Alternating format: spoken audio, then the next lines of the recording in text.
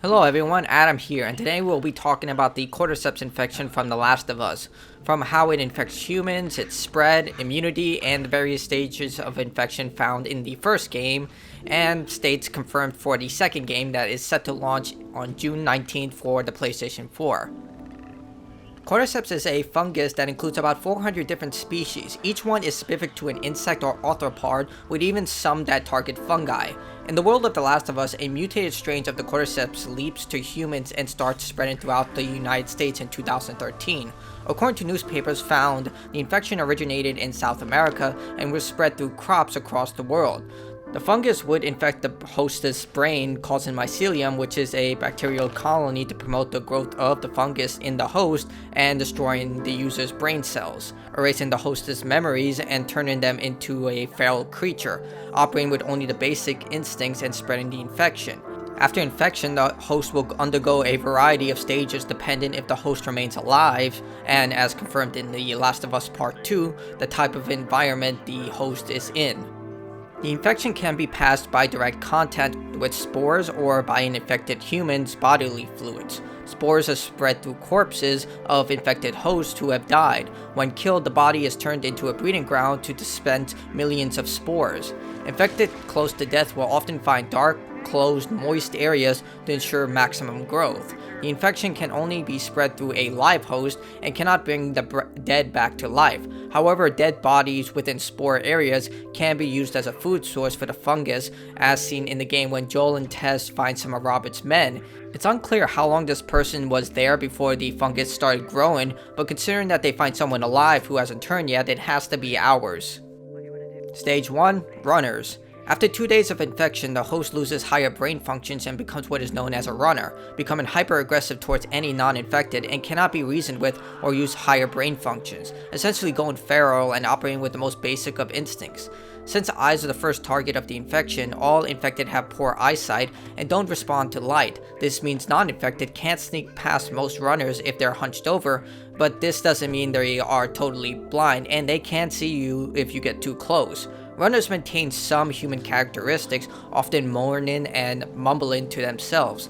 Due to the infection, the runners can also be seen twitching constantly as the cordyceps grow inside the host's brain and disrupt the nervous system. Once runners are alerted, they'll shriek to alert all surrounding infected and charge with full force. Despite being the first stage of infection, runners can use all their strength and speed to attack their victims with full force, making them formidable in large groups and in a single fight, especially when barehanded. Stage 2. Stalkers. After weeks of infection, the host will turn into a stalker. These creatures have the same speed as the runners and are slightly more blind to the infection, progressing and covering most of the host's face. Due to the lack of eyesight, the stalkers use these basic form of echolocation to find victims, but demonstrate an increased level of intelligence as opposed to the runners. Instead of simply charging their victims, stalkers will use hit and run tactics thanks to their increased speed and strength. Stalkers will often wait for their target to be vulnerable before attacking. They're also extremely difficult to sneak up on, as they are more clustered together and have a heightened sense of awareness. This is likely due to the creatures losing all sense of their humanity and becoming nothing more than purely driven instinctual creatures by tapping into that primitive human mentality, which is why you never see a lone stalker. Stage 3. Clickers. After about a year of infection and prolonged exposure to spores, the host loses its eyesight and becomes dedicated to using echolocation to find non-infected. Called clickers for their constantly clicking noise, these infected are stronger than your average human. The fungus has grown so large that most of the person's face is gone and their mouth has been split open. The cone where the fungus is blooming from the host's skull is not only a way for the creature to hear more clearly, but also serves as ammo to absorb blunt damage and ballistics. However, due to the increased amount of fungus around the host's body, the clicker is much more flammable. They also retain the same level of intelligence as they were when they were stalkers, searching general areas of where sound originates, but with more aggression, abandoning their original guerrilla tactics. In addition, despite being blind, clickers can tell the difference between infected and non-infected, ignoring sounds made by runners and stalkers. When provoked, the creatures will go berserk and start flailing their arms around and roaring, running full speed toward the survivor.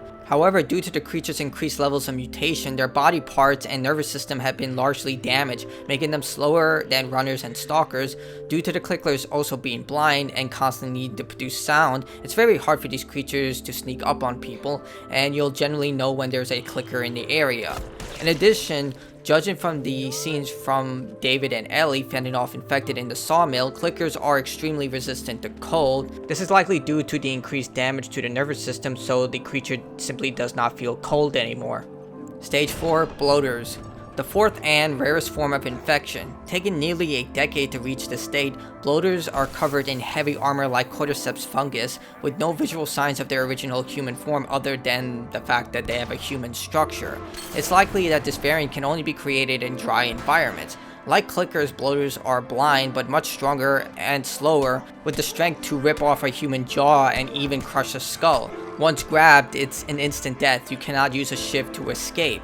Due to their slow speed, bloaters toss mycotoxin towards their victims that creates a corrosive cloud of spores. It's unclear if these clouds can cause an infection, but seeing that Joel, Bill, and David do not put on a mask when exposed to these clouds, it's likely these clouds do not carry the infectious spore. You only encounter a handful of bloaters throughout the game given the very strict requirements for one to be produced, and the only way to kill one is to either pierce its thick skin with ballistics or use fire to weaken its skin. You can't use melee attacks as the skin is literally so tough that it can resist any type of blunt force trauma. Samblers.